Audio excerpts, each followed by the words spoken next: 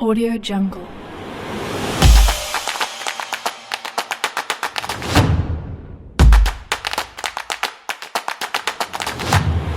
Audio Jungle.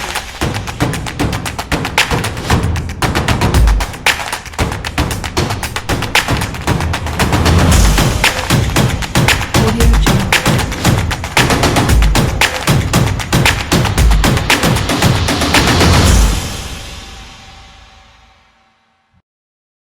Hello दोस्तों, तो स्वागत है आपका हमारी पाइथन प्रोग्रामिंग की ट्यूटोरियल सीरीज में। तो आज की वीडियो में हम डिक्शनरी में आगे बढ़ाते हुए अपने एक दो मेथड्स को देखेंगे। डिक्शनरी को एक्सेस करना सीखेंगे फॉर लूप की हेल्प से। नेस्टेड डिक्शनरी को देखेंगे और नेस्टेड डिक्शनरी को भी एक्सेस करना देखेंगे। तो चलिए अब मैं शुरुआत करता हूँ बिना टाइम वेस्ट किए। ये मेरे नोट्स हैं, आप इन्हें बाद में ले लीजिएगा। तो चलिए करते हैं शुरुआत। सबसे पहले मैं दिखाता हूँ सेट डिफॉल्ट मेथड क्या होता है हमारा। सेट डिफॉल्ट मेथड, तो सेट डिफॉल्ट मेथड क्या है। अगर मैं कुछ प्लेयरों के नाम ले लेता हूँ, मतलब एक डिक्शनरी क्रिएट करता हूँ। 1 पे ले लेता हूँ विराट कोहली को, ठीक है। सेकंड पे ले लेता हूँ मैं हमारे जॉय रूट को। थर्ड पे ले लेता हूँ मैं स्टीवन स्मिथ को। और फोर्थ पे ले लेता हूँ मैं केन विलियमसन को। अब मेरा कोई दोस्त है, मुझसे कह रहा भाई यार तूने ऐसे कर दिया है ना, और तूने ट्रेविड वार्नर को नहीं लिया, वो भी तो इतना अच्छा खिलाड़ी है। अगर ये फैब 4 में आते हैं तो 5 में आता है। या कोई रोहित शर्मा, कोई किसी और को ऐड करना चाहता है सपोज कीजिए, तो मैं क्या करूं, है ना, मैं क्या करूं। तो मैं एक वेरिएबल और बनाता हूँ रिटर्न वैल्यू नाम से, रिटर्न वैल्यू। अब मैं यहाँ पे क्या करता हूँ, प्लेयर जो मैंने ऊपर वेरिएबल बनाया डॉट सेट डिफॉल्ट लिख के मैं यहाँ पे 5th नंबर पे ऐसे लिख देता हूँ कि मुझे ये नंबर मैं अपनी मर्जी से दे सकता हूँ कि डेविड वार्नर, ठीक है, डेविड वार्नर। अब जो मैं प्रिंट करूंगा रिटर्न वैल्यू को, पहले प्रिंट करता हूँ रिटर्न वैल्यू। तो फिर रिटर्न वैल्यू में क्या आएगा, मेरे पास वार्नर आ जाएगा, डेविड वार्नर। और मैं प्रिंट करूंगा अगर प्लेयर को, तो ये मेरी डिक्शनरी में ऐड हो जाएगा। देखिए ये मेरा आ गया। और रिटर्न वैल्यू में क्या है, डेविड वार्नर, क्योंकि वैल्यू रिटर्न वैल्यू देगा। क्या देगा वैल्यू, अगर यहाँ पे है क्या रिटर्न वैल्यू में, डेविड वार्नर वैल्यू है, 5 क्या की है। तो ये हो गया मेरा सेट डिफॉल्ट मेथड एक। अब देखते हैं कि फॉर लूप की हेल्प से किस तरीके से इन चीजों को एक्सेस कर सकते हैं। Access with the help of for loop.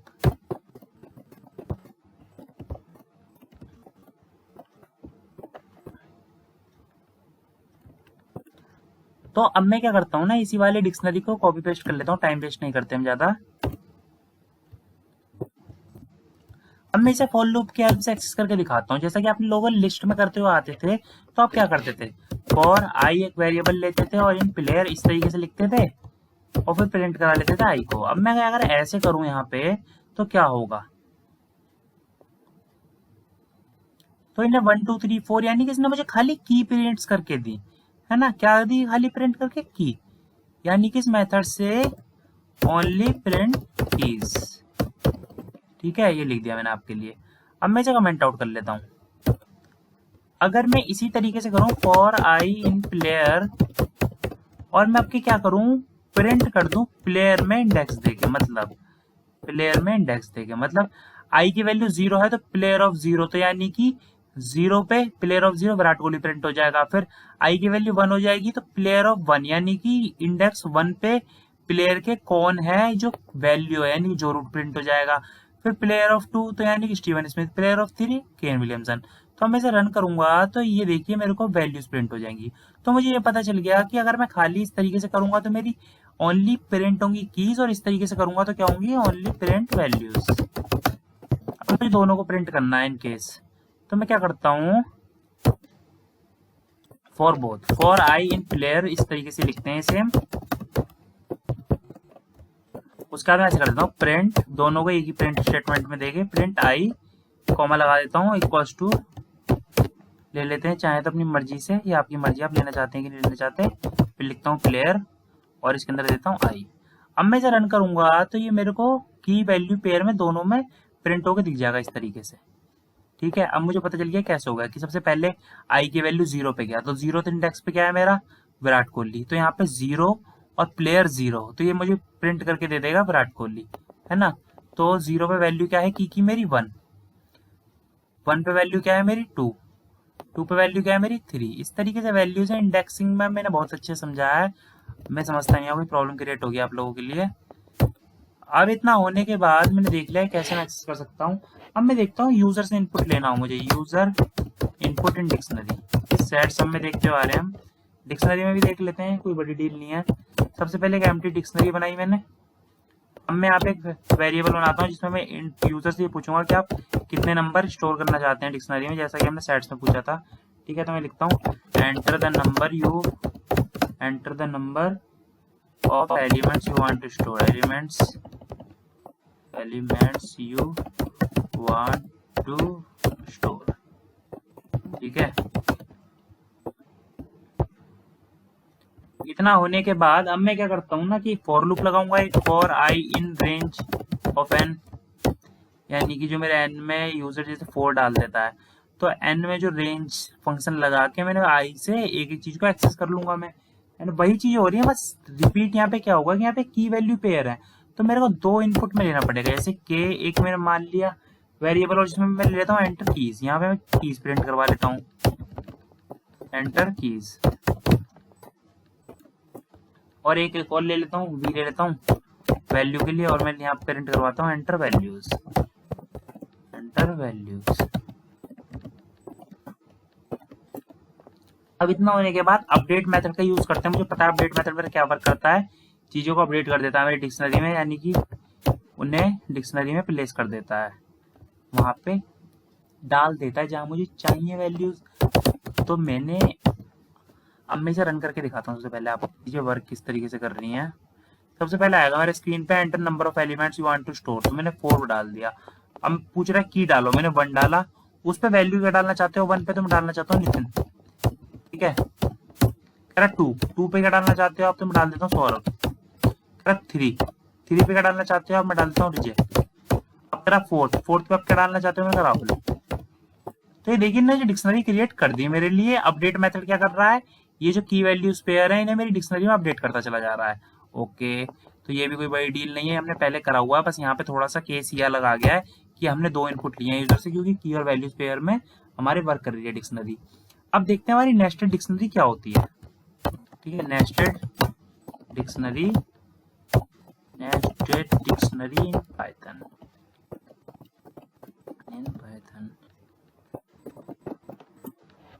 तो सबसे पहले मैं एक वेरिएबल बना लेता हूँ नेस्टेड डिक्ट नाम से। उसके बाद की का नाम रखता हूँ कोर्स, और वैल्यू में दे देता हूँ मैं, जैसे कोर्स में पाइथन दे दिया हमने पहले कोर्स में। ठीक है, इसी तरीके से एक और की बनाता हूँ की 2, जिसका नाम रखता हूँ कोर्स 2, तो मैं रखता हूँ कोर्स 2। और यहाँ पे भी कोई कोर्स दे देता हूँ मैं, जैसे कि मैंने सी प्रोग्रामिंग फॉर बिगिनर्स दे दिया, सी प्रोग्रामिंग फॉर बिगिनर्स। ठीक है, यहाँ तक मैंने बन लिया। मेरे को क्या बनानी, नेस्टेड डिक्शनरी, यानी कि डिक्शनरी के अंदर डिक्शनरी बनानी है मुझे। तो यहाँ पे मैंने 1 दिया। उसके बाद अब मैंने क्या करा, यहाँ पे कोर्स 3 लिखता हूँ मैं, यानी कि डिक्शनरी के अंदर डिक्शनरी बना देता हूँ। तो कोर्स 3 लिखने के बाद यहाँ पे कोर्स 3 के अंदर लिख सकता हूँ जैसे कि जावास्क्रिप्ट। उसी तरीके से मैं और कुछ देना चाहता हूँ, जैसे कि मैं लिखवाना चाहता हूँ कोर्स 4, तो मैं लिख सकता हूँ कोर्स 4। और यहाँ पे लिख सकता हूँ मैं उसी तरीके से सी प्रोग्रामिंग, C++ लिख देता हूँ मैं। ठीक है, C++ प्रोग्रामिंग। तो ये डिक्शनरी थी मेरी यहाँ तक, और यहाँ पे मैंने डिक्शनरी के अंदर डिक्शनरी बना दी। ठीक है, डिक्शनरी थी यहाँ तक, यहाँ पे डिक्शनरी के अंदर डिक्शनरी बना दी। ये इंडेक्स है और ये इस तरीके की चीजें वर्क कर रही हैं। अब मैं कुछ चीजें प्रिंट करवा के दिखा देता हूँ, जैसे मैं प्रिंट करवाता हूँ नेस्टेड डिक्ट के अंदर से कोर्स को, खाली कोर्स को, तो मैं देखता हूँ क्या प्रिंट होके आता है। इसी तरीके से प्रिंट करवाता हूँ नेस्टेड डिक्ट के अंदर से मेरे कोर्स 3 को, तो मैं देखता हूँ क्या प्रिंट होके आता है, कोर्स 3। तो इसे मैं रन करूंगा ना जब, तो देखिए क्या कह रहा है, कोर्स 3। इसने मुझे एरर शो करा है की एरर, यानी कि कोर्स 3 की एरर क्यों शो करा है इसने, अब ये देखते हैं हम। मैंने क्या लिखा है, कोर्स 3, यहाँ क्या लिखा है कोर्स 3, पर इसने मुझे की एरर क्यों शो कर दिया। अब मैं लिखूं अगर कोर्स 2, तो क्या ये मुझे की एरर शो करेगा, ये चीजें देखने वाली है नहीं, इसने की एरर शो नहीं करा, पर मुझे 3 में ने की एरर शो क्यों कर दिया, क्योंकि मुझे आगे जो 1 है ये 1 भी लगाना पड़ेगा उसके एलिमेंट को एक्सेस करने के लिए, क्योंकि वो डिक्शनरी के अंदर डिक्शनरी है। ठीक है, अब मैं कोर्स 3 को प्रिंट करूंगा तो देखना है मुझे कुछ एरर शो नहीं करेगा। तो ये देखिए इसने कुछ एरर शो नहीं करा, यानी कि अगर जब मुझे ऐसे इस तरीके से एलिमेंट्स को प्रिंट करवाना है डिक्शनरी के अंदर से, तो डिक्शनरी के अंदर जो डिक्शनरी जैसे 0 प्लेस पे डिक्शनरी हो गई, ये 1 प्लेस पे है, तो 1 प्लेस वाली डिक्शनरी के अंदर के एलिमेंट को जब मैं एक्सेस करना चाहूंगा तो पहले मुझे वो डिक्शनरी का नाम लिखना पड़ेगा, यानी कि 1 के अंदर जाना है मुझे और इस एलिमेंट के अंदर जाना है, तभी मैं उसकी की डाल के वैल्यू को प्रिंट करवा पाऊंगा। तो आई होप आपको ये चीज समझ में आ गई होगी, कुछ बड़ी डील नहीं है इसमें इतनी, है ना। अब मैं क्या करता हूँ, और लूप का हेल्प से इसे एक्सेस करना सिखा देता हूँ आप लोगों को। Accessing nested dictionary with the help of for loop, with the help of for loop, with the help of for loop। तो अब क्या करना है ना, देखो मैंने डिक्शनरी ऊपर से कॉपी पेस्ट कर लिया, अब मुझे क्या करना है, इसे नेस्टेड डिक्शनरी है यानी कि डिक्शनरी के अंदर डिक्शनरी है, इसे एक्सेस करना है मुझे। तो सबसे पहले मुझे पता थी कि मैंने कीज को कैसे एक्सेस कर सकता हूँ, ये मैंने दिखा दिया था, कैसे एक्सेस कर सकता हूँ फॉर आई इन और वो डिक्शनरी का नाम। तो मैं खाली पहले कीज को एक्सेस करता हूँ, लिखता हूँ फॉर आई इन ए, ये क्या करेगा मुझे कीज ला के देगा। अब मैं लिखता हूँ इफ अगर मेरा टाइप, यानी कि टाइप फंक्शन मुझे पता है क्या बताता है, ठीक है, जैसे टाइप इंट का है, डिक्शनरी टाइप का है, टपल टाइप का है, टाइप फंक्शन मुझे इस तरीके से बताता है। तो if type of A I is dictionary यानी कि डिक टाइप का है, तो क्या करना, फॉर के इन ए आई, और के इन ए आई। अभी समझ में नहीं आया तो कोई दिक्कत नहीं है ना। फिर मैं क्या करूंगा, प्रिंट के, अभी पहले मैं पूरा का पूरा कोड लिख लेता हूँ, फिर मैं आपको अच्छे समझा दूंगा, उसकी टेंशन मत लेना, बिना समझाए नहीं जाओगे यहाँ से, है ना। अब मैं लिखता हूँ ए आई और ए। अब यहाँ पे मैं एल्स स्टेटमेंट लिख लेता हूँ, इफ एल्स। तो अब लिखते हैं प्रिंट आई कॉमा ए आई, बस आ समझते हैं चीजों को। सबसे पहले मैं जूम कर लेता हूँ, थोड़ा अच्छे से समझना दोस्तों इसको, ठीक है। देखो शुरुआत हुई यहाँ से, ये क्या करेगा, ये मुझे लाके कीज दे देगा। यहाँ पे कीज है क्या क्या, कोर्स एक की है, कोर्स 2 एक की है और 1 एक की है। अब ये 1 की है, भले इंटीजर में लिखा है पर की है मेरे दोस्तों, ये पूरी की पूरी डिक्शनरी इसकी वैल्यू है, ये याद रखना। तो अगर मैं फॉर आई नहीं, इसमें इतना क्या काम करेगा, ये मुझे कोर्स और कोर्स 2 और 1 लाके दे देगा। अब फिर इतनी मुझे कीज मिल गई, तो अब इनकी वैल्यूज प्रिंट करानी है। तो अब आएंगे इफ और एल्स के अंदर। तो इफ में लिखा है इफ टाइप ऑफ ए आई। अब सपोज कीजिए यहाँ पे आई की वैल्यू आई कोर्स, क्या आई की वैल्यू क्या आएगी, कोर्स, कोर्स 2 और 1। अब पहली बार में आई की वैल्यू आई कोर्स, तो ए आई की वैल्यू क्या हो गई, ए कोर्स, यानी कि ए कोर्स के अंदर क्या है, पाइथन। तो चेक करेगा क्या ए कोर्स के अंदर जो है, यानी कि पाइथन हमारा एक डिक्ट है, तो पाइथन एक डिक्ट नहीं है, सिंपल एक वैल्यू है, सिंपल एक वैल्यू है, पूरी की पूरी डिक्शनरी है, पर खाली पाइथन एक डिक्शनरी थोड़ी है, नहीं, पाइथन तो सिंपल वैल्यू है। तो ये वाला कोड मेरा एग्जीक्यूट नहीं होगा, है ना। इस केस के लिए जब मेरा ए कोर्स यहाँ पे आएगा, ये वाला कोड एक्सेस नहीं होगा, सीधा इस कोड पे आ जाएगा और मेरे को वैल्यू प्रिंट होके आ जाएगी। यानी कि आई में क्या आएगा, यहाँ पे जैसे मैंने ऊपर बताया था, आई में मेरा आएगा कोर्स और ए आई में क्या आएगा मेरा, पाइथन, ठीक है। अब सेम इस तरीके से अब अगली बार में यहाँ पे आ जाएगा कोर्स 2, तो यहाँ पे चेक होगा if type of A course 2, क्या कोर्स 2 मेरा डिक्शनरी है, तो ये चेक करेगा जी नहीं डिक्शनरी नहीं है, तो सिंपल एक वैल्यू है, ठीक है, सिंपल एक वैल्यू है। तो फिर से इफ वाला कोड एग्जीक्यूट नहीं होगा, कंडीशन फॉल्स हो गई। जब हमने इफ एल्स पढ़ा था तो अच्छे से देखा था क्या कंडीशन कैसे फॉल्स होती है। अब मेरी कंडीशन हो गई यहाँ पे ट्रू किसकी, एल्स पार्ट की। तो इफ की कंडीशन हो गई फॉल्स, तो एल्स पार्ट एग्जीक्यूट होगा, तो फिर से मेरे को प्रिंट होके मिल जाएगा course 2 equals to C programming for beginners.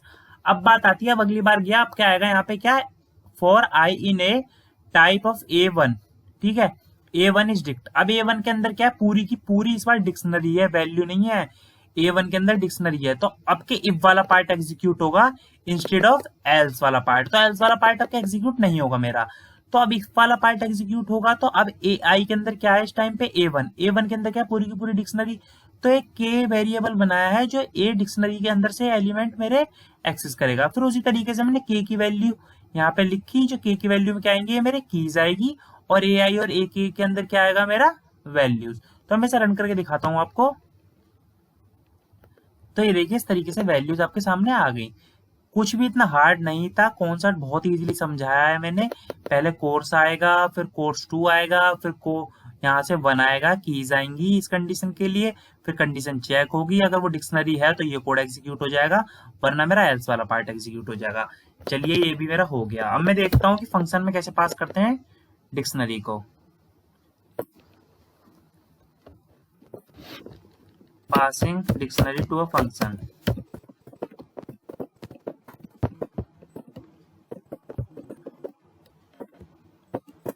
तो उसके लिए क्या करता हूं मैं, डेफ एक फंक्शन बनाता हूं, ठीक है, डी नाम रख देता हूं इसका आर्गुमेंट का, और मैं प्रिंट करवाता हूं डी को। ये वही सेम स्टेप है, बार बार वो चीजें हो रही हैं, पर मेरा काम है आप लोगों को करवाना। अगर आपको चीज आती है तो आप वीडियो को स्किप कर करके आगे बढ़ सकते हैं बिना टाइम वेस्ट किए अपना। और जिनको नहीं मेरे दोस्तों एक बार में आ रही तो उसे बार बार करने से एटलीस्ट आएगी।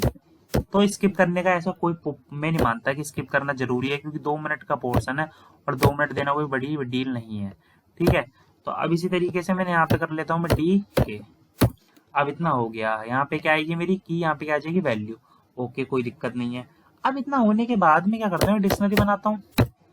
डिक्शनरी बनाता हूँ तो डिक्शनरी डीसी नाम से बना लेता हूँ मैं, और यहाँ पे ऐसे 1 पे दे देता हूँ मैं नितिन सिंह, 2 पे दे देता हूँ मैं राजू श्रीवास्तव, और 3 पे दे देता हूँ मैं कपिल शर्मा।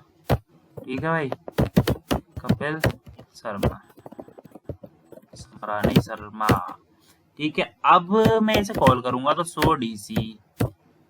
तो जब मैं इसे कॉल करूंगा तो ये फंक्शन मेरा पास हो गया, मुझे पता है मेरी प्रिंट होके आ जाएगी डिक्शनरी। देखिए प्रिंट होके आ गई।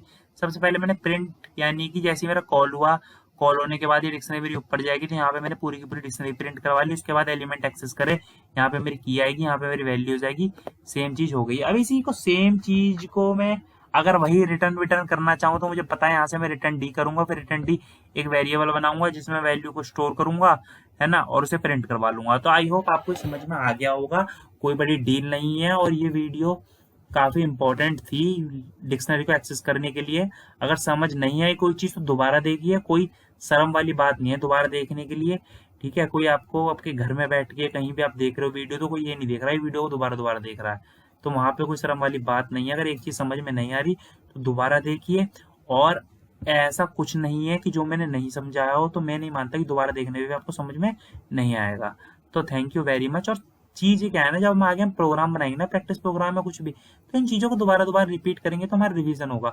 तो आप पहली बार में इतना अच्छे से कर लीजिए ना, ये दूसरी बार कर रहे हैं तो आपके हाथ मेरे साथ साथ चले, यानी कि मेरे बराबर चले, ठीक है। तो पहली बार में इतना अच्छे से करके चलो चीजों को। और यार ये पहली बार कोई कोडिंग कर रहा होगा ना तो उसे भली चीजें हार्ड लग सकती हैं, पर मुझे एक चीज बताओ, कोई भी चीज ऐसी थी अभी तक जो आपने रटा, कुछ भी चीज रटाओ, बस आपको चीजों का सिंटैक्स पता होना चाहिए। तो यार सिंटैक्स तो हर चीज का पता होना चाहिए, ठीक है। अब मैथ में आप प्लस के साइन की जगह माइनस लिख दोगे तो वहां गलत हो जाएगा, तो जो वहां का सिंटैक्स है वो वहां काम आता है, यहाँ का सिंटैक्स है इस तरीके से, तो ये तो आएगा। पर आपसे अगर मैं बोल दूं कि प्रिंट क्या कर रहा है, आपको उसका मतलब पता है। प्रिंट ऐसा तो नहीं है हर बार अलग चीज आपके सामने कुछ ला के रख दे रहा है, प्रिंट के अंदर आप जो दे रहे हो वही तो प्रिंट कर रहा है। तो हर चीज का एक लॉजिक है, एक रीजन है, तो कुछ इतना हार्ड नहीं है, बस प्रैक्टिस मांगती हैं चीजें। तो आप प्रैक्टिस कीजिए, और बाकी कोर्स के लास्ट तक मैं आपको पाइथन में अगर आप अच्छे से चीजें करते रहेंगे तो ये मेरा वायदा आप चैंपियन हो जाएंगे। आई होप आपको ये वीडियो पसंद आई होगी। थैंक यू वेरी मच दोस्तों।